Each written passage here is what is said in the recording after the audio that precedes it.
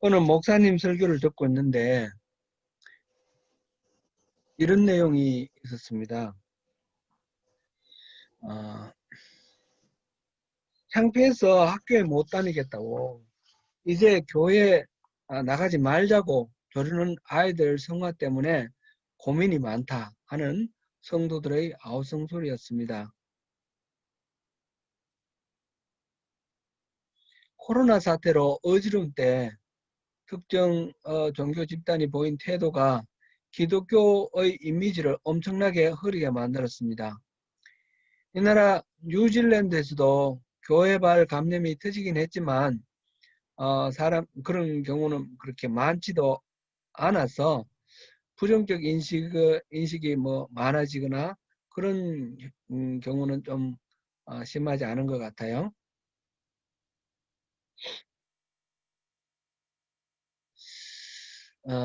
그런데 이 나라 뉴질랜드는 이미 한국이 겪고 있는, 지금 현재 겪고 있는 이런 것들, 어, 이것보다 훨씬 더 부정적인 인식 아래에 놓여 있었다라고 볼 수 있겠습니다. 우리 아이들 이야기를 들어보면 교회 다닌다고 하면 아이들이 놀린다고 합니다. 지금은 어떤가, 우리 학생들 어떤가 모르겠습니다. 음, 이런 시대에 열심히 신앙생활 하시는 여러분, 특별히 청소년 여러분, 감사합니다. 오늘은 엘리야가 하나님을 경험한 이야기를 통해서 특별히 이 믿음이 흔들리기 쉬운 우리의 현 주소에서 신앙의 좌표를 어떻게 자리매김할 수 있을지 함께 찾아보고자 합니다.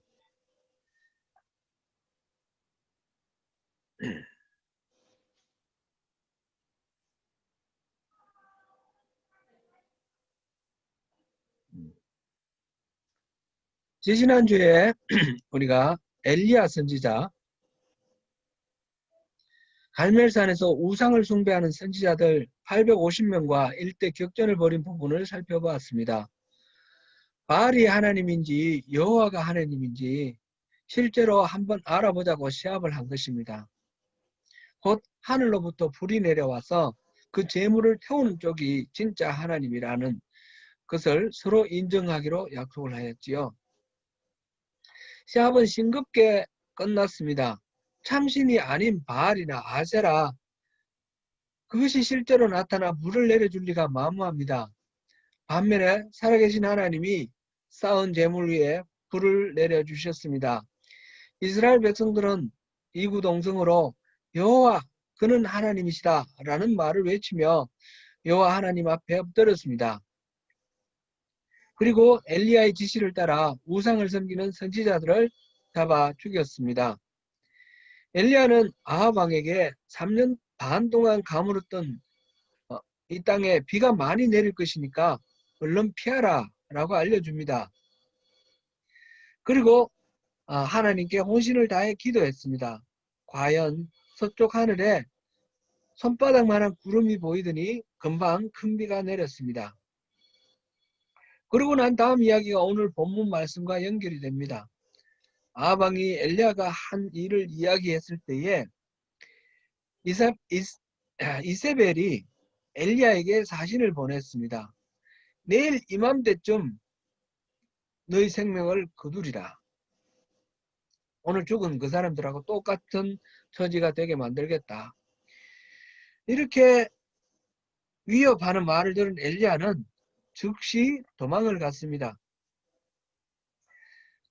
북왕국 이스라엘 지금 사람이 이 엘리야인데 북왕국 경계를 넘어서 남왕국 유다로 내려와서 남왕국 유다에서도 맨 끝 부엘세바에서 자기의 그 시종을 사관을 그곳에 머물게 하고 자기는 혼자 광야로 하룻길을 걸어갔습니다.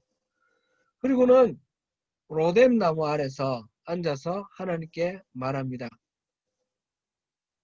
열왕기상 19장 4절 말씀 함께 보시겠습니다.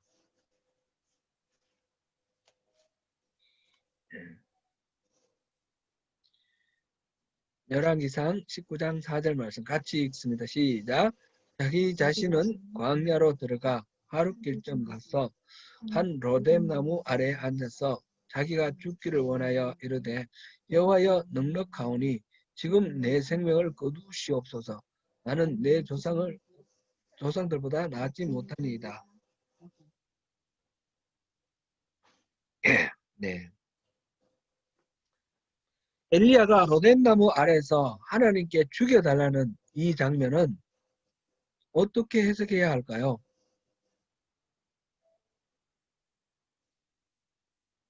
목사님들의 설교를 이렇게 들어보면 대체로 두 가지 관점에서 이 부분을 설명을 합니다. 첫 번째는 엘리야가 상황만 보고 기도하지 않았기 때문에 이 겁에 질려서 낙심하고 주저앉았다라고 해석합니다. 3절에 시작하는 부분이 그가 이 형편을 보고 일어나 하는 그 부분을 근거로 삼습니다. 이세벨이 기세등등하게 죽여버리겠다고 위협을 하는 상황만 보고 하나님께 기도도 하지 않아서 낙심했다는 것입니다. 두 번째로는 엘리야가 승리에 도취해서 상황을 지나치게 낙관하다가 허를 찔렸기 때문에 빚어진 상황이라고 해석합니다. 갈멜산에서 너무나 분명하게 누가 하나님이신지 증명되었습니다. 이어서 3년 반이나 가물었던 그 땅에 비가 내렸습니다. 이제 아합 왕도 엘리야를 지지하게 될 것이 틀림없어 보입니다.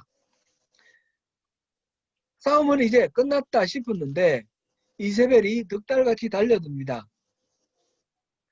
그러니 방심했다가 허를 찔린 격입니다. 그래서 오히려 만만히 보았다가 자기가 잡혀 죽게 생겼다고 생각하여 즉시 도망친 후에 낙담에 빠졌다는 것입니다. 그러나 이 진단은 조금 모순이 있습니다. 엘리야는 이 상황에서 하나님께 죽여달라고 말합니다. 뭐라고 했습니까?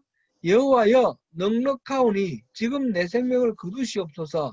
나는 내 조상들보다 낫지 못하니이다.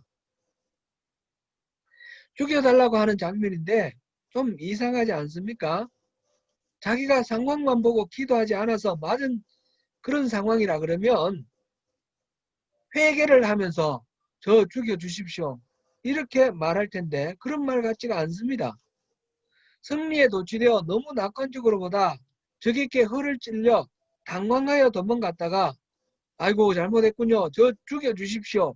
그렇게 말한다면 이것도 그런 말의 어투와 같지 않습니다.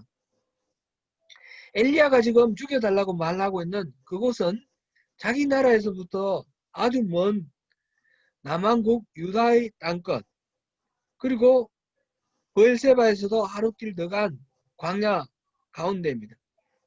그렇게 멀리까지 와서 회개할 그런 상황은 아니지 않겠습니까? 오히려 죽여달라고 말하는 엘리야의 이 말을 들어보면 하나님께 대한 원망이 서려 있다는 것을 느낄 수 있습니다. 넉넉하오니 지금 내 생명을 거두시옵소서.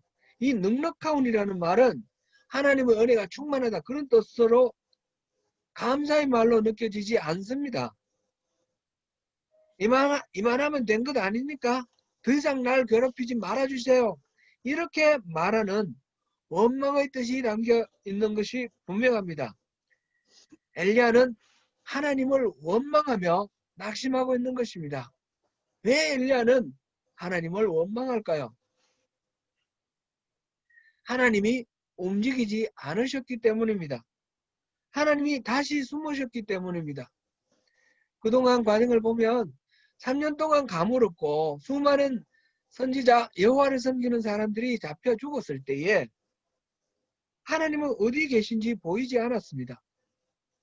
드디어 하나님이 엘리야를 부르셔서 다시 비를 내려줄 테니까 아합 왕을 만나라 하셨고 갈멜산에서 우상의 선지자들과 대결하게 하셨을 때 하나님은 더 이상 숨어있지 않고 다시 나타나셔서 일하시는 것이 보였습니다. 그런데 지금 온 백성이 여호와가 하나님이신 줄 알게 된 이 시점에서 바알을 섬기는 이세벨이 자신을 위협하고 있는데 하나님은 아무 일도 하지 않습니다. 이 순간에 이세벨을 없애버리면 하나님이 그렇게 바라시는 대로 이스라엘 백성들이 하나님께로 돌아오는 일이 쉬울 것 같은데, 그런데 하나님은 지금 침묵하고 계십니다. 이렇게 해서 언제 하나님의 나라를 이루려고 하시는지 하나님의 처사가 답답합니다. 결정적인 순간에 아무 일도 하지 않으시는 하나님이 원망스러운 것입니다. 엘리야의 생각에는 하나님이 엘리야 자신만큼도 이스라엘을 사랑하는 것 같지 않습니다. 그래서 여호와여 넉넉하오니 이렇게 말합니다. 이 말의 진심은 이 정도까지 제가 목숨을 걸고 순종했는데 이 말하면 나는 할 만큼 다 하지 않았습니까? 이제 되었습니다. 차라리 죽여주십시오. 이렇게 말하는 것입니다. 하나님의 은혜가 족하다고 감사하는 것이 아니라 하나님을 원망하고 있는 것입니다. 이렇게 하나님을 원망하며 씩씩대다가 광야의 떼약볕 아래 로뎀나무 그늘 아래서 잠든 엘리야에게 하나님은 천사를 보내어 숯불에 구운 떡과 한 병 물을 주시고 기운 차려 갈 길을 가도록 위로하고 격려하십니다. 호렙산에 도착한 엘리야는 어느 동굴에 들어갔습니다. 그때 하나님의 말씀이 들립니다. 엘리야야, 내가 어찌하여 여기 있느냐? NIV 성경에서는 What are you doing here, Elijah? 이렇게 번역을 했습니다. 어찌하여 여기 있느냐? 너 여기서 뭐하냐? 그런 말씀입니다. 이때 엘리야가 대답합니다. 10절입니다. 10절 같이 읽어보시겠습니다.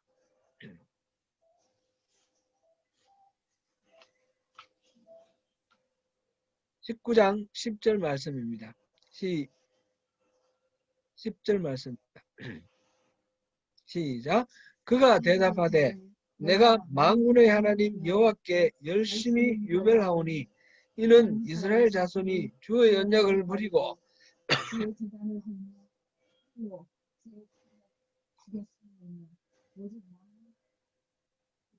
내 생명을 찾아 빼앗으려 하나이다.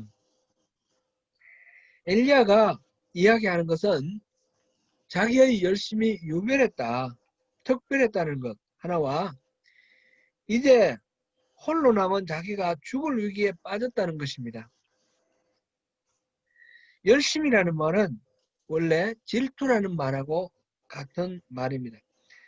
하나님께서 출애굽기 20장 5절, 30장 14절, 신명기 4장 24절, 또 5장 9절 여러 곳에서 나는 질투하는 하나님이다 라고 하셨습니다. 그 질투입니다. 하나님의 사랑은 보편적이지만 그 사랑의 관계는 배타적이고 독점적입니다. 남녀 간의 사랑이 배타적이고 독점적인 것과 마찬가지입니다.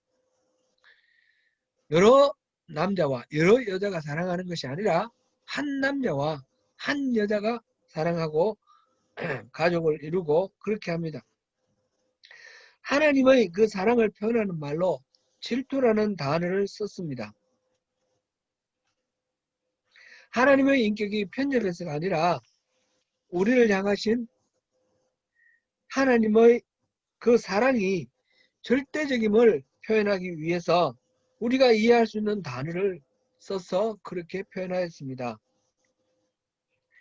엘리야는 하나님을 그렇게 특별한 마음으로 열심히 유별하였습니다. 지금 북왕국 이스라엘의 아합 왕은 지극히 타락한 왕입니다. 하나님의 언약을 깨뜨렸고 제단을 파괴하였으며 주의 선지자들을 학살하였습니다. 엘리야가 생각하기에 자기 혼자만 남은 것 같습니다.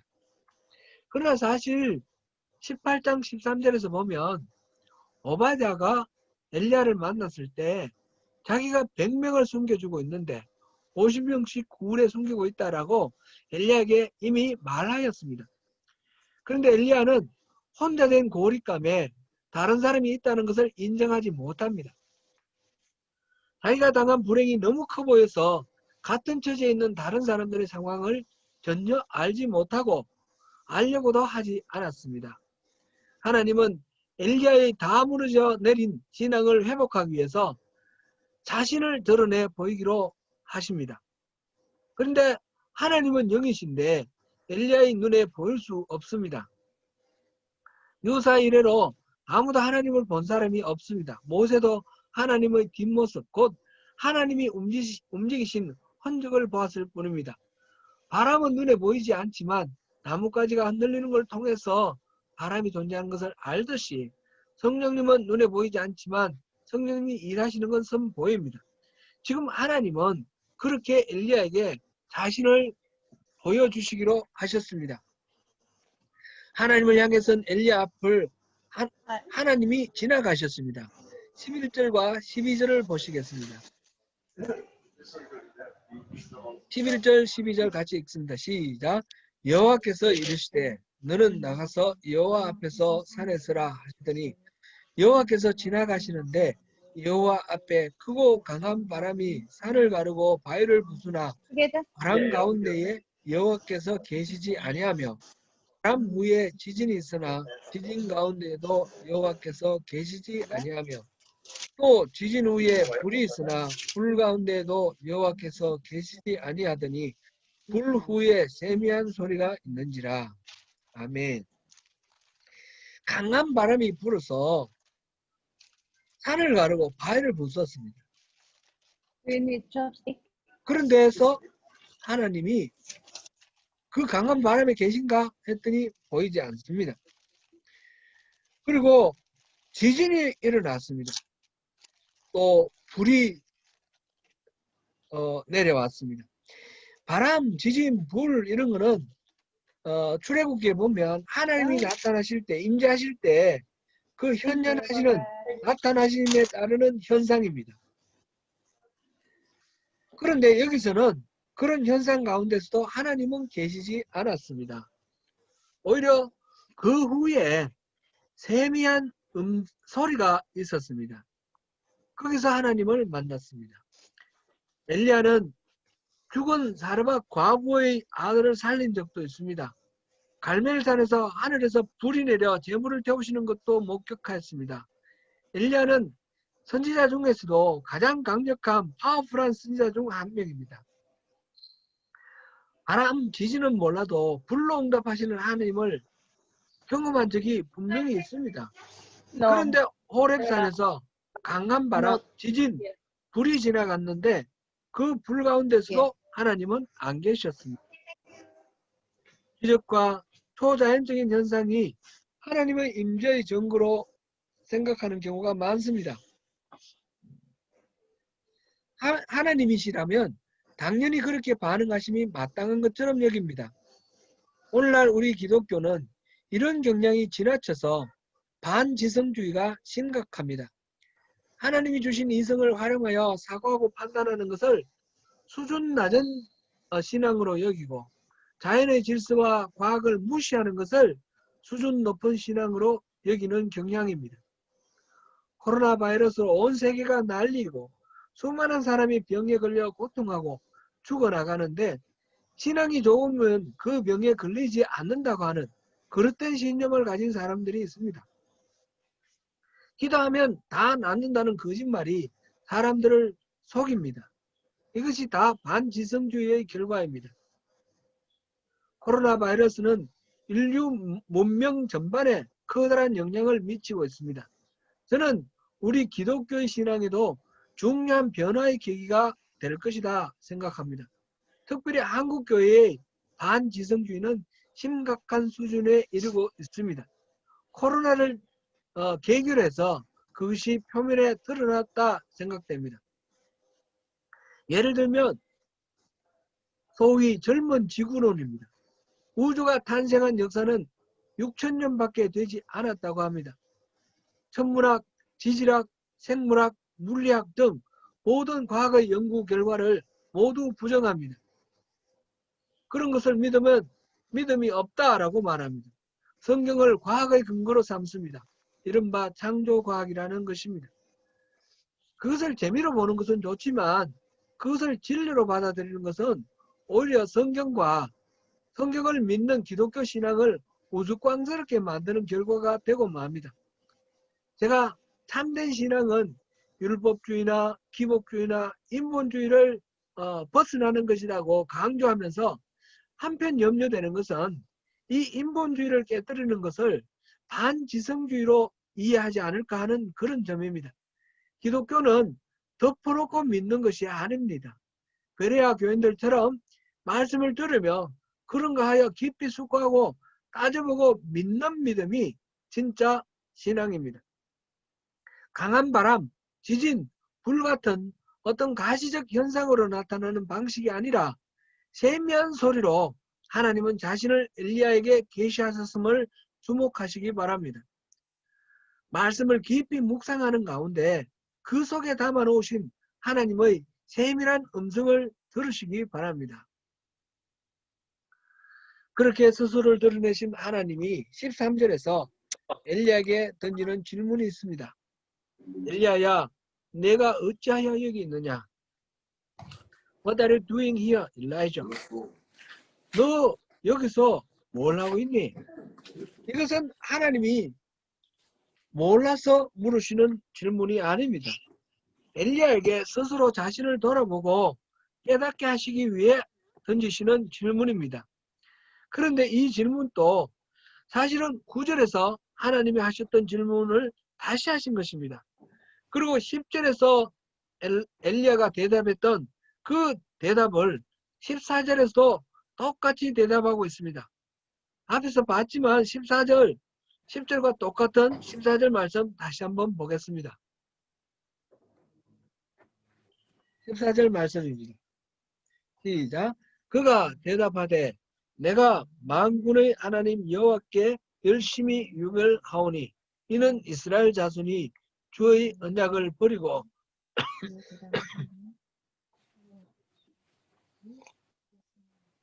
오직 나만 남았거늘 그들이 내 생명을 찾아 빼앗으려 하나이다. 단어 하나 다르지 않고 완벽하게 똑같은 말을 하고 있습니다. 하나님이 스스로 나타나셔서 세미한 소리로 말씀하셨고 그런 하나님을 만나고도 여전히 엘리야는 헤매고 있습니다. 우선 세미한 소리로 나타나신 하나님을 만나려면 어떻게 해야 합니까? 조용히 집중해야 합니다. 자기가 소리를 내면 세미한 소리를 들을 수 없습니다. 단지 내 소리를 내지 않는 것만으로도 충분하지 않습니다. 온 마음을 쏟고 집중해야만 들립니다. 그렇게 엘리야를 만나주신 하나님은 여전히 헤매고 있는 엘리야에게 세 가지 사명을 주십니다. 하사엘에게 기름을 부어 아람 왕이 되게 하라. 예후에게 기름 부어 이스라엘의 왕이 되게 하라. 엘리사에게 기름 부어 엘리야를 대신하여 선지자가 되게 하라 하는 말씀입니다. 그와 함께 바알에게 무릎을 꿇지 아니하고 입맞추지도 아니한 7,000명을 이스라엘 가운데 남기시겠다 약속하셨습니다. 하나님의 사명을 받은 엘리야가 당장 그 주저앉아 있던 자리에서 떨치고 일어나 삶의 현장으로 달려가는 모습을 확인할 수 있습니다. 신앙은 관념이 아닙니다. 신앙은 삶입니다. 믿음이 삶으로 표현되지 않으면 그것은 온전한 믿음이 될 수 없습니다. 야고보서 2장 26절에서 행함이 없는 믿음은 죽은 것이라 했습니다. 이 말씀은 에베소서 2장 8절에서 9절 말씀, 그 은혜에 의하여 믿음으로 말미암아 구원을 받았다. 행위에서 난 것이 아니다. 라고 하는 말씀과 서로 상충하는 말씀은 아닌가 생각됩니다. 그렇지 않습니다. 우리가 구원을 받는 것은 전적으로 하나님의 은혜로 하나님이 구원해 주시기 때문에 받는 것입니다. 자판기처럼 우리가 믿음을 넣으면 하나님은 무조건 구원을 주셔야 하는 그런 기계적 관계가 아닙니다. 하나님은 믿는 사람에게 구원을 주십니다. 그러나 그것은 어디까지나 하나님의 은혜입니다. 사람의 행위에 그 주도권이 있는 것이 아닙니다. 그런데 믿는 사람이란 어떤 사람입니까? 믿음대로 사는 사람입니다. 하나님을 믿는 사람은 하나님을 믿는 사람을 하나님을 믿는 사람이란 어떤 사람입니까? 하나님을 신뢰하고 믿고 의지하여 사는 사람입니다. 빌립보서 4장 6절에서 7절 말씀 함께 보시겠습니다. 빌립보서 4장 6절에서 7절 말씀입니다. 같이 읽습니다. 시작. 아무것도 염려하지 말고 다만 모든 일에 기도와 간구로 너희 구할 것을 감사함으로 하나님께 아뢰라. 그리하면 모든 지각에 뛰어난 하나님의 평강이 그리스도 예수 안에서 너희 마음과 생각을 지키시리라. 라고 하셨습니다. 이 말씀을 믿는 사람은 염려하지 않고 기도합니다. 자연스럽게 인간에게는 염려가 끊임없이 일어나는 것이 사실입니다. 그럴 때마다 하나님을 붙들고 기도하면서 하나님이 주시는 평강을 누리는 사람, 그런 사람이 참으로 믿음의 사람입니다. 믿음이란 그냥 그렇다라고 머릿속으로만 생각하는 것이 아니라 실제로 그렇게 믿고 사는 것입니다. 사랑하는 성도 여러분, 하나님의 말씀을 믿고 찬양들을 앞세우고 전쟁에 나간 요사밧 왕의 이야기를 지난주에 보았습니다. 요사밧은 믿습니다 하면서 무조건 자기 생각을 밀어붙인 것이 아닙니다. 하나님이 먼저 해주신 약속의 말씀을 믿고 인간적인 우려와 성산을 떠나 믿는 믿음대로 하나님께 맡기고 나간 것입니다. 기도로 죽은 자를 살리고 3년 반 가뭄에 비가 오는 기적을 경험한 엘리야가 낙심하고 로뎀 나무 아래에 쓰러져 있는 것은 자기 바라는 대로 움직이지 아니하시는 하나님을 믿지 못해서였습니다. 눈에 뜨이는 기적이나 환상이나 초자연적인 현상으로 주님이 임재하시는 경우가 많이 있지만 그 현상이 주님인 것은 아닙니다. 세미한 음성으로 말씀하시는 하느님을 내 목소리를 없애고 주의 음성에 집중하면서 분별하고 그렇게 하나님 말씀하신 바를 삶으로 순종하는 저와 여러분이 되시기를 축원합니다.